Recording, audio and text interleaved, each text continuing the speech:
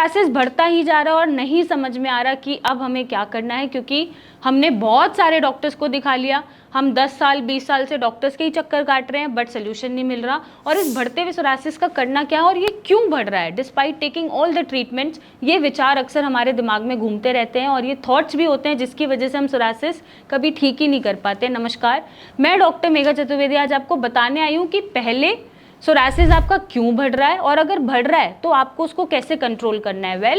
अगर मैं बात करूं सोरासिस की तो इसकी 3 स्टेजेस होती हैं। पहली स्टेज प्रोग्रेसिव स्टेज है जिसमें सोरासिस आपका बढ़ता है, पपड़ी बहुत ज़्यादा बनती है, रेड है पूरी बॉडी, इन्फ्लेमेशन है, स्किन सेल्स पे खुजली है, जलन है और बहुत डिस्कम्फर्ट बना हुआ है। तो जब ये स्टेज बढ़ते बढ़ते बढ़ते पूरी बॉडी को जितना कवर करना है कर लेती है, उसके बाद ये एक स्टेशनरी स्टेज पे आती है जब आपका सोरासिस ना कम होता है ना बढ़ता है, लेकिन रेड इन्फ्लेमेटरी पैचेस रहते हैं, इचिंग भी रहते हैं, बर्निंग भी रहते हैं, बट बढ़ना रुक जाता है। वो एक स्टेज होती है स्टेशनरी और ना ही वो ठीक होता है। देन उसकी आती है रिग्रेसिव स्टेज जब सोरासिस आपका ढलना शुरू होता है, पैचेस आपके ब्लैक होते हैं, इचिंग कम होती है, रेडनेस कम होती है, फ्लेकिंग कम होती है और आपके पैचेस क्लियर होने शुरू हो जाते हैं, जो अक्सर ट्रीटमेंट जब आप लेते हैं तब ये स्टेजेस को आप फेस करते हैं। और रिग्रेसिव स्टेज तभी आती है जब आप कोई दवाई ले रहे हैं और अपने सोरासिस को कंट्रोल करने के लिए सही चीज़ें चूज़ कर रहे हैं।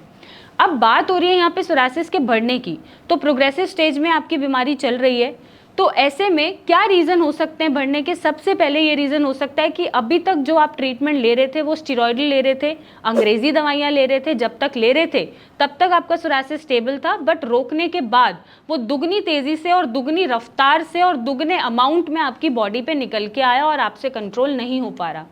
नंबर 2, हो सकता है कि आपका लिवर डीअरेंज्ड हो, स्टेरॉइड ले लेके आपने अपने लिवर लेवल्स ख़राब कर लिए, जिसकी वजह से लिवर में टॉक्सिन्स बाहर नहीं जा पा रहे, वहीं एक्यूमुलेट हो रहे हैं और आपका सोरासिस भी ट्रिगर हो रहा है या बढ़ रहा है। तीसरी चीज़ ये भी हो सकती है कि आपने उसको इतना ट्रिगर कर दिया है अपने इम्यून रिस्पॉन्सेस को कि वो आपके अगेंस्ट द बॉडी और एग्रेसिवली रिएक्ट कर रहे हैं और ये रिस्पॉन्सेस दे रहे हैं। अब उसमें हो सकता है कि कोई डाइटरी नेग्लिजेंस हो, आपने अल्कोहल नॉनवेज का इनटेक बहुत फ्रीक्वेंटली और बहुत ज़्यादा मात्रा में किया हो, या ऐसा कोई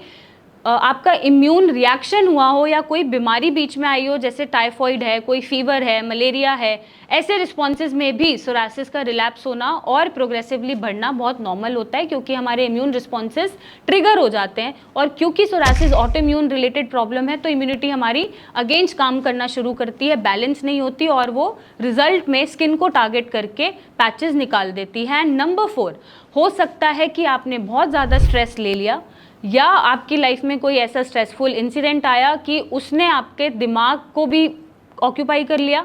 आपकी बॉडी को भी ऑक्यूपाई कर लिया, आप इतने सोच में हैं, इतने परेशान हैं, इतने स्ट्रेस में हैं कि बीमारी आपकी ट्रिगर हो गई, कैटाकोलामाइन्स ज़्यादा रिलीज हो रहे हैं जो अल्टीमेटली सोरासिस को रिलैप्स कर रहे हैं या बढ़ावा दे रहे हैं और आपका सोरासिस बढ़ रहा है। और इनके अलावा कोई मेजर कारण होता होगा जिसकी वजह से सोरासिस बढ़ रहा हो या फिर आपका रिलैप्स हो रहा हो और इतना अग्रेसिवली बढ़ रहा हो। अब आपको करना क्या है? सबसे पहले तो आपको जो स्टेरॉइडल इंटेक है जिसके विड्रॉल की वजह से सोरासिस बढ़ता है, तो उस विड्रॉल के दौरान आपको पेशेंस रखने हैं और काम रहना है, क्योंकि आप जब तक स्टेरॉइड ले रहे थे आपकी बॉडी में आपकी दवाइयों ने इम्यूनिटी को सप्रेस किया हुआ था, जैसे ही आपने छोड़ा वो बहुत ही अग्रेसिवली बाहर आया। तो ऐसे में आपको पेशेंस रखना है और उसके पेशेंस के साथ साथ जो भी आप इलाज ले रहे हैं, किसी भी डॉक्टर को अगर अप्रोच कर रहे हैं, चाहे वो आयुर्वेदिक हो, होम्योपैथिक डॉक्टर हो, अदर देन स्टेरॉइड, तो आपको पेशेंस रख के इलाज लेना है और उनसे कॉन्टैक्ट करते रहना है, इंटरेक्ट करते रहना है कि कैसे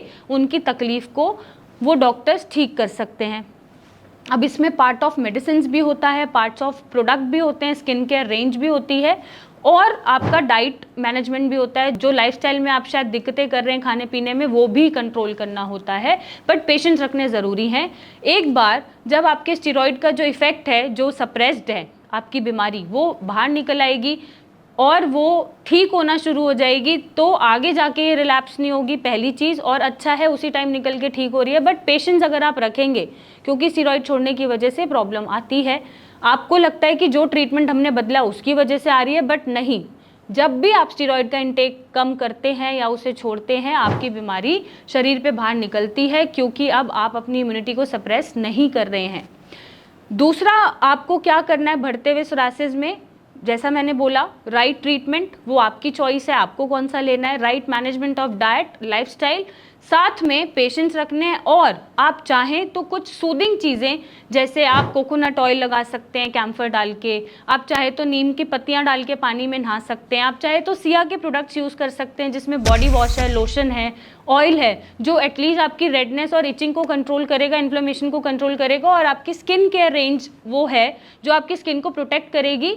और आपका जो डिस्कम्फर्ट बन रहा है उसको ईज आउट करेगी। और इसके साथ साथ सही अप्रोच टू द लाइफस्टाइल है, स्ट्रेस कम लेना। आप जितना स्ट्रेस नहीं लेंगे, जितने पेशेंट रहेंगे, उतना ही जल्दी आपकी जो प्रोग्रेसिव स्टेज है वो रिग्रेसिव स्टेज पे आना शुरू करेगी और आपका सोरासिस ठीक होना शुरू हो जाएगा। और अगर नहीं हो रहा है तो आप नीचे दिए गए नंबर पे मेरी टीम से बात कर सकते हैं, मुझसे मिलने आ सकते हैं और अपने सोरासिस को ठीक कर सकते हैं। Till then, thank you and take care.